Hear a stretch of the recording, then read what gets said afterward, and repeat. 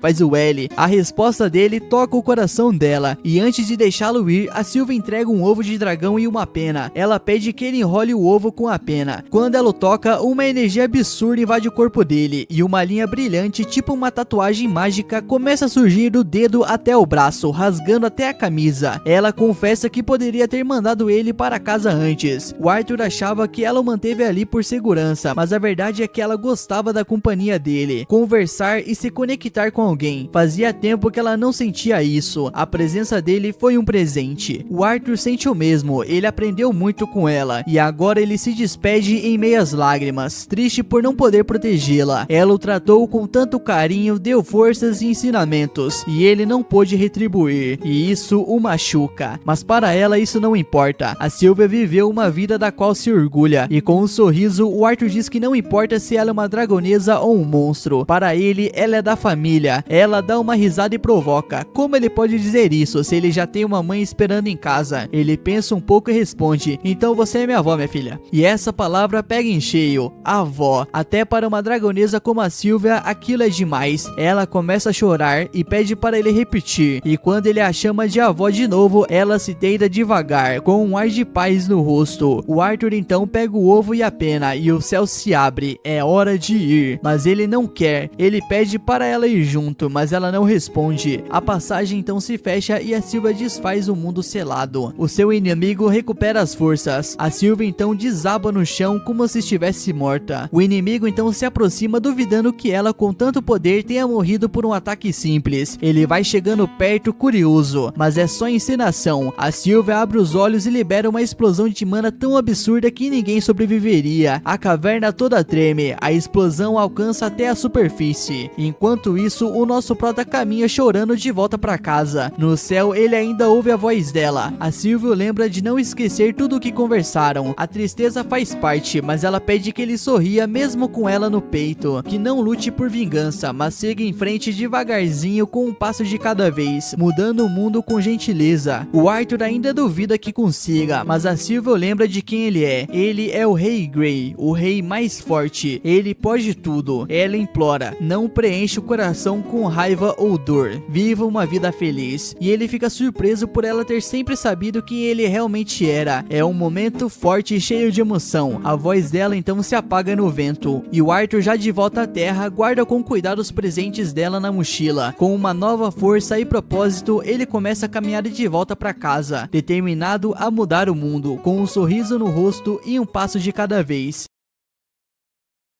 Com a velocidade turbinada pela mana, o Arthur dispara pela floresta, tomando o maior cuidado para não esbarrar no ovo da Sylvia. Pulando de árvore em árvore feito um macaquinho, ele acaba ouvindo vozes humanas. Nisso ele se aproxima na esperança de que fossem pessoas indo para a cidade onde a sua família está, mas assim que ele pousa num galho acima do grupo, percebe que são 4 bandidos, e pior, eles sequestraram uma elfa para vender como escrava. O Arthur já tinha lidado com um grupo parecido dias antes, que tentou capturar ele e a mãe para venderem também. Pensando que esses caras safados devem estar no mesmo esquema, ele decide se vingar. Enquanto isso, os bandidos empurram a elfa dentro de uma carroça e se preparam para sair da floresta. O Arthur assiste tudo fervendo de raiva, mas lembra dos conselhos da Sylvia e respira fundo, e decide seguir os bandidos até o cair da noite, quando eles montam um acampamento. O Arthur pode escolher o caminho mais seguro, seguir os caras até uma cidade humana sem se mostrar, mas isso significaria abandonar a menina. Então ele espera até a meia-noite para agir. Os bandidos usam lobos com chifres para puxar a carroça, e o nosso prota tem uma ideia. Ele atira algumas pedras neles, fazendo os bichos uivarem alto. Um dos bandidos tenta acalmar os lobos, com medo de chamar a atenção de monstros, e até começa a chutar um deles. O Arthur aproveita e se aproxima por trás com a mão reforçada por mana, e apaga o cara. Ele pega a faca do bandido e parte pro segundo, que também não dura muito.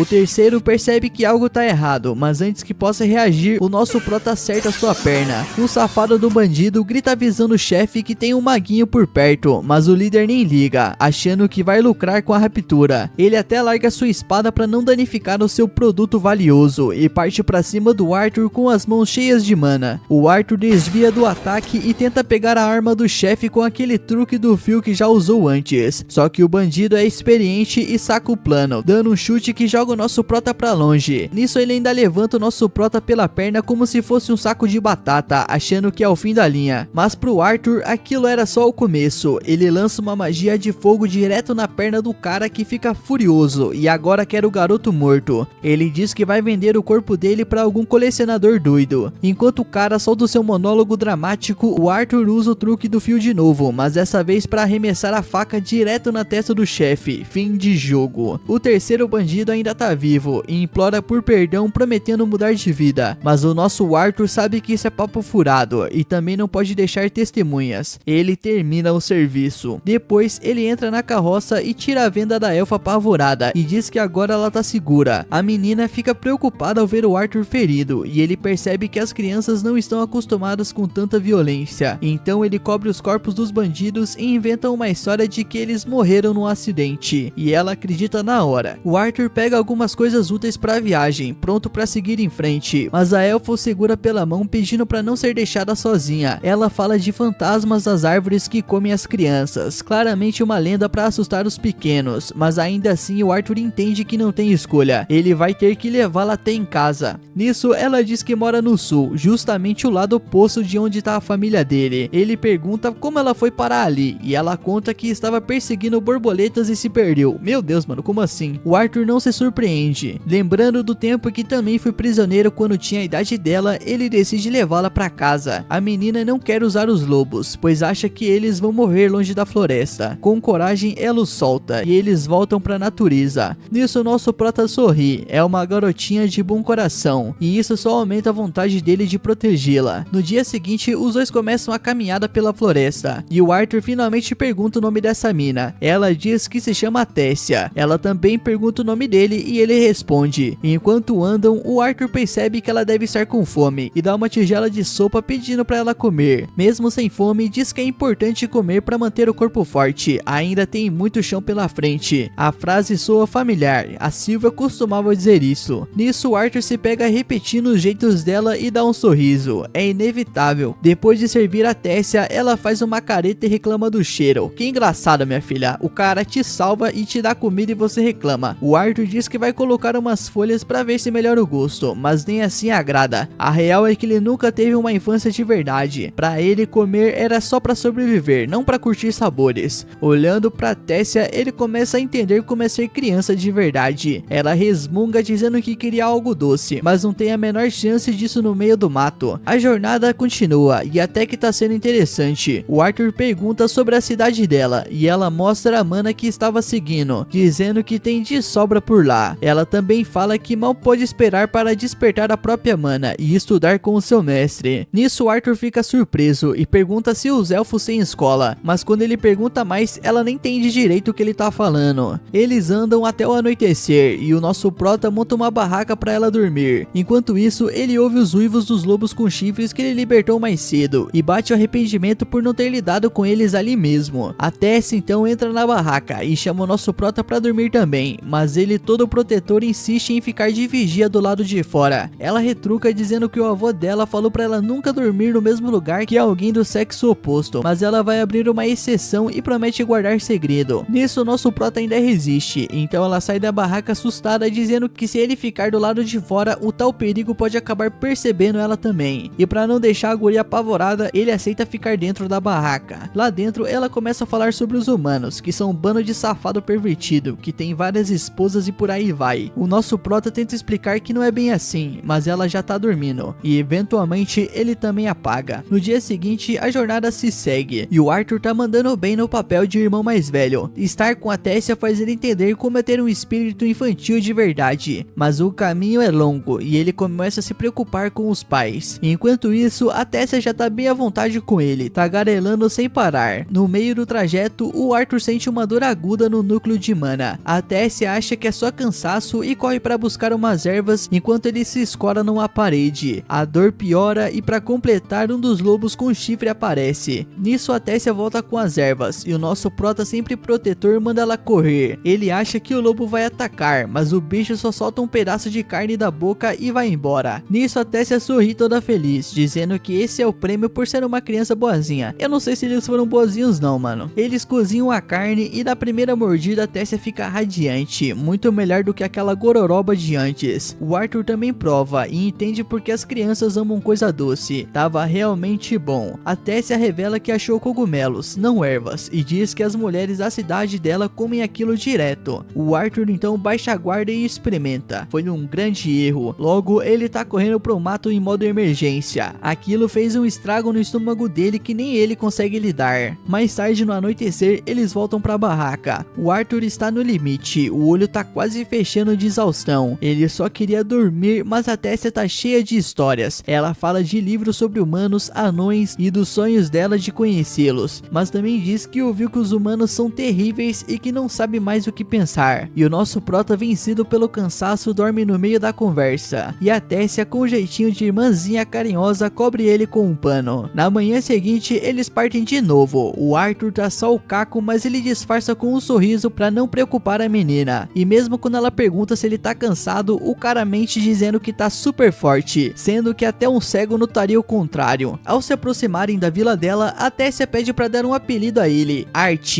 O Arthur responde na brincadeira, chamando ela de Claro, Sua Alteza Real. Ela não leva muito na esportiva e diz que só queria fazer ele se sentir como um amigo, mas a amizade é algo que o Arthur mal conheceu na vida, então dá pra entender o jeito dele. Ela segue na frente e vê uma abertura no meio do nada. O Arthur nem percebe, mas ela chama a sua atenção já pendurada na beirada, esticando a mão pra ele. Na dúvida se vai ou volta, ele pega a mão dela e entra. Do outro lado, ele cai no chão exausto, e antes que consiga respirar direito, guardas armados o cercam, dizendo que rastrearam eles pelo buraco de teleporte. De repente, os caras prendem o nosso prota e encostam uma espada no pescoço dele. O Arthur então grita por Tessia, só pra vê-la parada ali sem nenhuma expressão no rosto.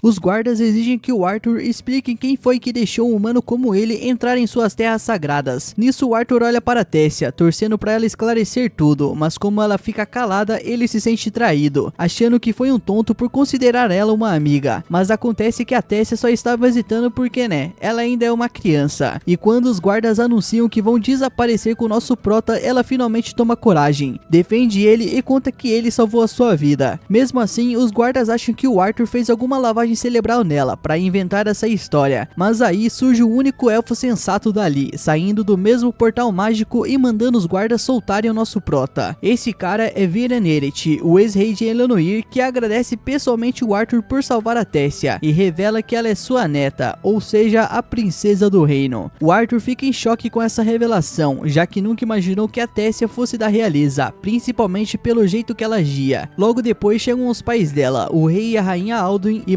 Mariel Eret, que finalmente reencontram a filha depois de dias separados. Enquanto a Mariel checa se está tudo bem com a sua filha, o Alduin já manda aquela pergunta básica: o que um humano tá fazendo ali? E ele nem pensa muito e já ordena que matem o Arthur. Nisso, Viren precisa intervir de novo, dizendo que ele mesmo mandou os guardas pararem, e explica que o Arthur salvou a Tessia, mesmo sendo esse humano bárbaro. A Tessia apoia o Viren, implorando pro pai não machucar o seu amigo, e até sugere que levem ele pro castelo. A ideia de um humano no castelo claramente incomoda Alduin, mas a Tessia não espera a resposta. Ela vai direto até o Arthur e solta que se ele for com ela, os chefes reais vão preparar os lanches favoritos dele. Suborno? Talvez, mas como o Arthur é praticamente uma criança, isso funciona. Alduin, para não contrariar a filha cheia de atitude, acaba aceitando. Enquanto isso, o Viren, todo intrigado com o poder misterioso do Arthur, convida ele para bater um papo mais tarde, em particular. Mas por agora, o Arthur segue a Tessia pelo reino de Eleanor, uma sociedade cheia de estilo, onde as casas são construídas em cima e embaixo das árvores, e o povo vive uma vida simples e tranquila. Enquanto anda ao lado da Tessia, o Arthur chama a atenção de todo mundo, que olham curioso para ele. O que o humano tá fazendo ali? Mesmo assim, ele ainda não consegue tirar da cabeça o fato de que a Tessia hesitou em ajudá-lo lá atrás. Por que ela fez aquilo? E aquele olhar sério que ela deu. E isso não sai da cabeça dele, e só de pensar dá até uma fisgada no peito. De qualquer forma, o Arthur continua com o pé atrás com tudo e todos ao redor, fazendo o possível para se manter alerta e não vacilar. Eles então finalmente chegam ao castelo no fim da cidade, e ao entrar eles são recebidos por uma dúzia de criadas élficas que existem basicamente para garantir que a Tessia esteja sempre feliz. Mas hoje é diferente. A Tessia quer retribuir o Arthur, então manda que todas as criadas deem a ele o melhor tratamento possível, dizendo que ele salvou a vida dela. Quando vê que elas estão meio relutantes, a Tessia garante que o Arthur é um daqueles humanos raros que são bons de verdade. Depois ela se vira para ele e pergunta o que ele quer fazer: comer um lanchinho, brincar, almoçar ou tomar um banho. Só que antes de qualquer mimo, o Arthur quer conversar com os pais dela sobre o que rolou na floresta, já que até agora ninguém explicou nada. Ele junta todo mundo na sala de reuniões, pronto para um papo sério, enquanto a série tá meio no modo festa do chá, e aparece com petiscos e chá para todo mundo. Alduin então se apresenta formalmente, junto com Mariel e o pai de Viren. O Arthur também se apresenta como um garoto normal, nascido numa vila esquecida no reino de Sapen. Ele até se ajoelha diante de Alduin, dizendo que um plebeu como ele nunca imaginou ver a realeza de perto, muito menos estar sentado na mesma sala que o rei dos elfos, e agradece pela oportunidade. O Alduin até estranha como Arthur é bem educado para alguém que se diz um camponês, mas deixa ele continuar. O Arthur então explica em detalhes o que aconteceu, incluindo como se separou da família. Ele não mente, mas também não conta tudo, como o encontro com a misteriosa dragonesa Sylvia. Mesmo assim, ele vai avançando na história até chegar no momento que encontra a Tessia sendo sequestrada por traficantes de escravos. E aí que o clima muda de novo. Alduin, é claro, aproveita para jogar a culpa de tudo na humanidade por causa do que os sequestradores fizeram com a filha dele. Já a Viren vai direto ao ponto: como um moleque de 5 anos conseguiu resgatar a Tessia de 3 adultos traficantes. Com certeza não foi na base do papo. E então o Arthur finalmente conta a verdade. Ele diz que é um mago talentoso e usou seus poderes para acabar com os caras. Só que Alduin acha que essa história é difícil de engolir, e mais uma vez aquele guarda inconveniente resolve dar palpite, dizendo que o Arthur só pode ter lavado o cérebro da Tessia para conseguir entrar nas terras sagradas. Viren, que já estava defendendo o Arthur desde o começo, perde a paciência com a falta de respeito e corta o guarda na hora. A Tessia também se manifesta, dizendo que ouviu os sequestradores comentando quanto iriam lucrar com a venda dela, relembrando aquele momento tenso. Depois que ela termina de contar tudo o que passou antes de ser salva pelo Arthur, a sua mãe se emociona e a abraça forte. Alduin também entende o quanto a sua filha sofreu e finalmente olha para o Arthur com outros olhos, agradecendo por tudo que ele fez. Depois de explicar como conheceu a Tessia, o Arthur chega ao motivo principal daquela conversa. Ele conta que também está separado da família e tudo o que mais quer agora é voltar para casa, em Sapen. O Alduin fica chocado. Esse moleque tá mesmo pedindo que os elfos ajudem os humanos, logo eles que consideram os humanos bárbaros? Ah, claro que não. Ele nega de cara, dizendo que não vai ajudar de jeito nenhum e que o Arthur vai ter que se virar sozinho. Mas o nosso prota, espertinho como sempre, lembra Alduin de tudo que já fez por eles e pelo reino e solta: se depois de tudo isso eles não ajudarem, então os bárbaros são eles. Viren então olha para Alduin com aquela cara de te peguei no pulo. A Tessia também encara o pai, esperando a resposta. Sem saída, o rei concorda em ajudar, mas avisa que o único portal que leva até Sapien só pode ser aberto uma vez a cada 7 anos. E adivinha, eles tinham acabado de usar, então o próximo só daqui a 5 anos. Nisso o Arthur já surta por dentro, ele não pode esperar tudo isso. Aldo então percebe isso e diz que vai mandar soldados escoltá-lo até em casa, começando no dia seguinte. E isso alivia o nosso prota, até que a sua barriga começa a doer de novo. Ele tenta sair discretamente da reunião e vai tomar um banho, mas a dor continua. Ele segura o peito tentando entender o que tá rolando. Pensa na Sylvia e se pergunta o que ela faria, mas é claro, nenhuma resposta vem. Ele resolve então dar uma volta pelo palácio e o ar fresco ajuda a aliviar a dor um pouco. Então ele começa a pensar nos pais, na saudade que sente e se pergunta se eles estão vivos, mas logo se convence de que sim, eles são fortes demais para terem morrido. E quando ele olha pra frente e vê a Tessia com os pais, ele se pega imaginando se a própria família o receberia com alegria ou uma bronca por ter sumido por tanto tempo. Com tanta coisa na cabeça, ele fica ali parado, perdido nos pensamentos. Nisso a Tessia corre até ele e ele aproveita pra zoar a chamando de princesa mimada e dizendo que ela deveria ir curtir com os pais. Ele então desabafa com ela, dizendo que tá com medo de seus pais estarem bravos. Ela segura o rosto dele surpresa e diz que como assim os seus pais não vão ficar felizes em te ver, seu merda. Ela lembra que pais sempre se preocupam com os filhos e com certeza os deles estão cheios de saudade. Enquanto ela fala, as flores cintilantes começam a cair ao redor. O Arthur repara nelas e lembra de quando achou que ela fosse traí-lo por causa daquela cara séria, mas agora está feliz por ela não ter feito isso. Só que aquelas flores parecem estranhamente familiares. Ele volta aos seus pensamentos e percebe que para ele aquilo não é flor coisa nenhuma, é uma arma. Ele já tinha visto antes nos tempos em que ainda lutava. Ele pede desculpas a Tessia, que não entende o porquê e diz que até gosta das flores também, então joga uma delas de volta para quem a mandou, e surpresa, quem mandou foi Viren. A Tessia corre até ele pedindo que pare de implicar com o Arthur, dizendo que ele é um bom garoto e diferente dos outros humanos. O Viren diz que isso não é bullying, ele só achou alguém interessante pela primeira vez e não vai deixar esse garoto escapar. Ele manda a Tessia sentar com magia e puxa um bastão chamando o Arthur para um duelo. Quem será que leva essa, meus manos? A luta então começa e o Arthur dá tudo de si. Ele usa toda a sua mana, mas o Viren é rápido demais. Não importa o quanto tente, o Arthur não consegue acertar nada. Quando ele tenta um golpe mais forte, o Viren quebra o bastão e quase acerta a Tessia, mas o Arthur a protege. Ele então decide usar magia, e não qualquer magia. É pesada mesmo, daquelas que só poucos conseguem aguentar, mas o Viren consegue repelir tudo. Depois de várias tentativas, o Arthur finalmente acerta um golpe na cabeça do mano, mas ao invés de ficar brabo, ele fica mais animado ainda, pedindo outra rodada. Mas a Tessia do nada se levanta e faz cócegas no avô, mandando ele deixar o arte dela em paz. O Viren responde que o Arthur não é o garotinho inocente que ela pensa, e se alguém foi vítima ali, foi ele mesmo, que acabou apanhando. O Arthur só quer distância desse drama e diz que Viren tá exagerando, então o velho manda real. Ele quer que o Arthur vire seu discípulo. O Arthur até considera, mas lembra dos pais e de como ainda não sabe se estão bem, e isso pesa demais. Ele conta isso a Viren, que responde dizendo que existe um jeito de avisar os pais dele que ele está bem, sem precisar ir até lá. O Arthur se anima e pede mais detalhes, mas o Viren do nada lança algo dentro dele, então a dor da mana volta com força, e isso confirma o que Viren suspeitava desde o começo. O Arthur recebeu a vontade de uma fera. A única maneira de sobreviver e não morrer por causa disso é aceitando ser o seu discípulo. Uma baita decisão pro nosso prota, não é mesmo? O que será que ele vai escolher? Descubra no próximo episódio, meu mano, porque esse foi o resumo do episódio 5 e eu sei que você gostou e quer a continuação, então já deixa seu like, se inscreve no canal e ativa as notificações para não perder nenhum vídeo. E se for possível pra você, meu mano, de coração, eu te peço que você hype o vídeo, mano. É de graça e você apoia o canal de uma forma muito foda, mano. Você literalmente sobe o vídeo pro YouTube e ele entrega pra muitas mais pessoas. Muito obrigado de verdade desde já. E lembre-se, o Dress Animes ama você.